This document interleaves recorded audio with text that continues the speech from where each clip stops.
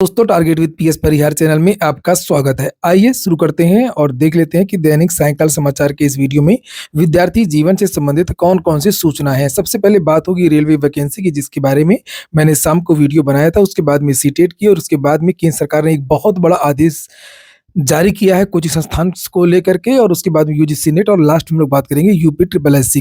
बात कर लेते हैं रेलवे वैकेंसी की। और रेलवे को लेकर के मैंने एक शाम को वीडियो बनाया था, जिसमें आप लोगों को जानकारी दी थी कि एएलपी की नई वैकेंसी का जो नोटिफिकेशन है वो जारी कर दिया गया। बहुत सारे विद्यार्थी कमेंट कर रहे थे कि सर ये फेक हो सकता है, तो मेरे चैनल के द्वारा कभी भी आप लोगों को फेक जानकारी प्रोवाइड नहीं कराई जाती है। तो कभी-कभी ऐसा होता भी है कि कोई न्यूज़ आती है तो वीडियो थोड़ा देर बाद बन पाता है, क्योंकि मैं उसको अपनी तरफ से जितनी भी कोशिश हो सकती है उसको वेरीफाई करता हूँ।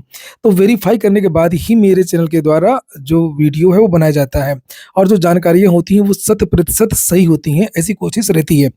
और जो मैंने वीडियो बनाया था इस नोटिफ़िकेशन को लेकर के, इस भर्ती को लेकर के, वो नोटिफ़िकेशन ये बिल्कुल सही है। और रेलवे की जो वैकेंसीज़ हैं वो शुरू हो रही हैं। और एएलपी का जो विज्ञापन है वो वास्तव में, ये संक्षिप्त विज्ञप्ति भी जारी हो गई है और 20 तारीख से इसके वास्तव में आवेदन भी शुरू हो रहे हैं। इसको लेकर के अब ऑफिशियल समाचार पत्र, जो बड़े समाचार पत्र हैं जैसे दैनिक जागरण इत्यादि, उसमें भी सूचना अब भेज दी गई है। असल में होता ये है कि विद्यार्थियों के साथ भी बहुत ज़्यादा धोखा होता रहता है, इसलिए विद्यार्थी विश्वास कम करते हैं। रेलवे में आप लोगों ने देखा हो, खास तौर से बहुत सारी फर्जी नोटिस बीच-बीच में जारी होती रही हैं।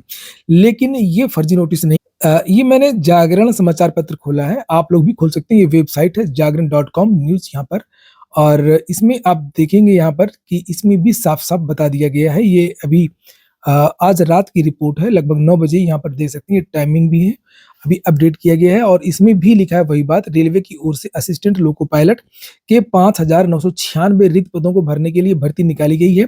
इस भर्ती के लिए ऑनलाइन एप्लीकेशन 20 जनवरी 2024 से शुरू हो जाएंगे। ऑनलाइन आवेदन पत्र भरने की अंतिम तारीख 19 फरवरी 2024 निर्धारित की गई।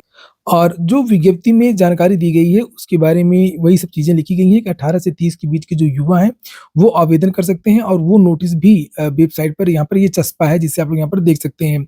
हाई स्कूल पास, आईटीआई पास विद्यार्थी इसमें आवेदन कर।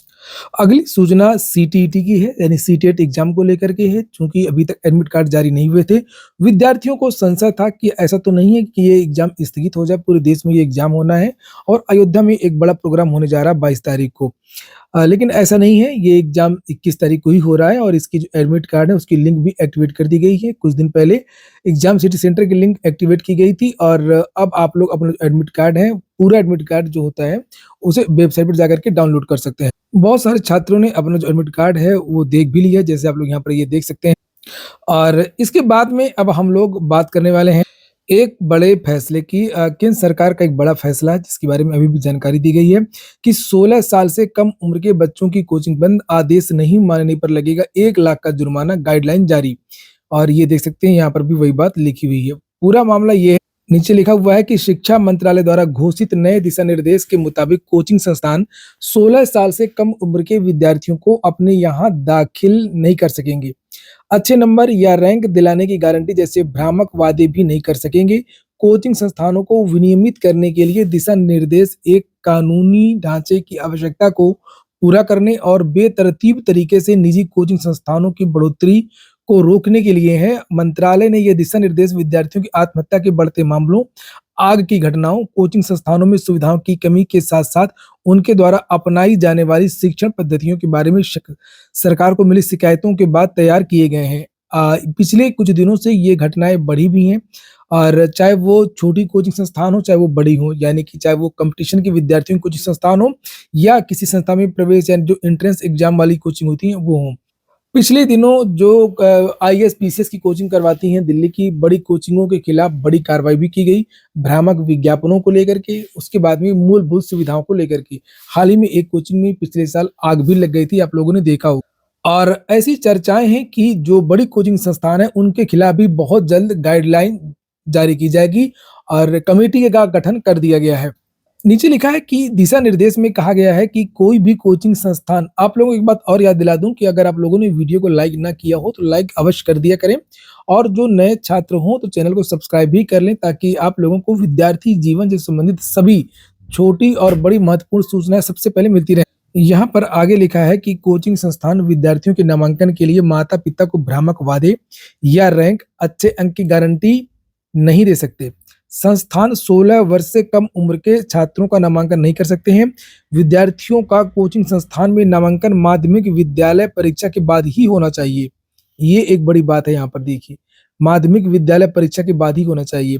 दिशा निर्देश के मुताबिक कोचिंग संस्थान कोचिंग की गुणवत्ता या उसमें दी जाने वाली सुविधाओं या ऐसे कोचिंग संस्थान या उनके संस्थान में पढ़े छात्र द्वारा प्राप्त परिणाम के बारे में प्रत्यक्ष या अप्रत्यक्ष रूप से किसी भी दावे को लेकर के कोई भ्रामक विज्ञापन प्रकाशित नहीं कर सकते हैं, या प्रकाशित नहीं करवा सकते हैं, या प्रकाशन में भाग नहीं ले सकते।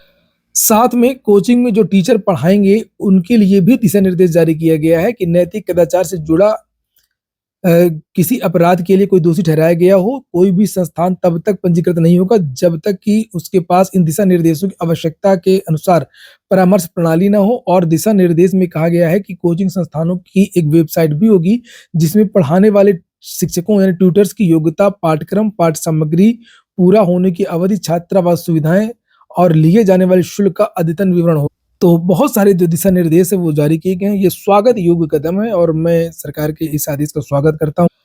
इसके बाद में अगली जो सूचना है वो यूजीसी नेट को लेकर के है। कल से लगातार विद्यार्थी चिंतित हैं, चूंकि जानकारी दी गई थी कि 17 तारीख को ही इसका परिणाम जारी कर दिया जाएगा, लेकिन 17 तारीख यानी कल ये परिणाम जारी नहीं हुआ और आज भी पूरे दिन ये परिणाम जारी नहीं हुआ। इसके बारे में यूजीसी की तरफ से एक पोस्ट की गई है ट्विटर पर, जिसे आप लोग यहाँ पर देख सकते हैं, और ये बताया गया है कि टेक्निकल रीजन, ये देखिए लिखा है, due to technical reasons result of UGC NET December 2023 will not be declared 17 January 2024 and the same will be declared in due course on the website. और जल्द ही ये परिणाम जो वो वेबसाइट पर जारी कर दी जाएगा। बस केवल इतनी जानकारी दी गई है। उम्मीद ये जताई जा रही है कि कल तक यूजीसी नेट का जो परिणाम है वो जारी हो सकता है। अगली सूचना यूपी ट्रिपल एससी की भर्तियों की है। पहले बात कर लेते हैं लेखपाल की। कल लेखपाल विद्यार्थियों का मंडल आवंटन किया गया और आज इन विद्यार्थियों के लिए जनपद आवंटन के बारे में मार्गदर्शी सिद्धांत जारी कर दिए गए हैं और ये बताया गया है कि किन विद्यार्थियों को गृह जनपद मिलेगा, किन विद्यार्थियों की नियुक्ति कहाँ होगी, जिससे आप लोग यहाँ पर ये देख सकते हैं। जैसे दिव्यांग अभ्यर्थियों को, महिला अभ्यर्थियों को, अन्य अभ्यर्थियों के बारे में भी यहाँ पर जानकारी दी गई है और इसमें ट्रेनिंग इत्यादि के बारे में भी लिखा है कि प्रशिक्षण इत्यादि के बारे में अलग से दिशा निर्देश जारी किए जाएंगे। तो कुल मिलाकर के लेखपाल की जो नियुक्ति की प्रक्रिया वो बहुत तेजी से चल रही है। साथ में निर्देश भी दिया गया है कि संबंधित जिलाधिकारी द्वारा 31 जनवरी 2024 तक संपन्न कराते हुए उनकी नियुक्ति संबंधी औपचारिकता पूर्ण कर ली जाए। तो 31 जनवरी तक इन विद्यार्थियों की नियुक्ति हो जाएगी। और अगली जो सूचना है वो एजीटीए को लेकर के है, नई वैकेंसी को लेकर के है। आज कुछ विद्यार्थी उत्तर प्रदेश अधीनस्थ सेवा चयन आयोग गए थे और विद्यार्थियों को ये जानकारी दी गई है कि इनका जो नोटिफिकेशन है वो लगभग बन करके तैयार है। पीटी 2022 के द्वारा ही बहुत जल्द आने वाले 2-3 दिनों में एजीटीए का विज्ञापन भी विद्यार्थियों को देखने को मिल जाएगा, ऐसा आश्वासन विभिन्न अधिकारियों ने दिया है। हाँ, ये निश्चित है, मैंने भी आप लोगों को यही जानकारी दी थी कि एजीटीए का जो विज्ञापन है वो पीटी 2022 से ही आएगा, भले ही उसमें 2-4 दिन की देरी लग रही हो। तो ठीक है दोस्तों, ये हो गया आज का वीडियो आपको अच्छा लगा हो, आपके काम का हो तो लाइक अवश्य कर दें। जिन छात्रों ने चैनल को सब्सक्राइब ना किया हो, सब्सक्राइब कर लें। पूरा वीडियो सुनने के लिए बहुत बहुत धन्यवाद। शुभ रात्रि।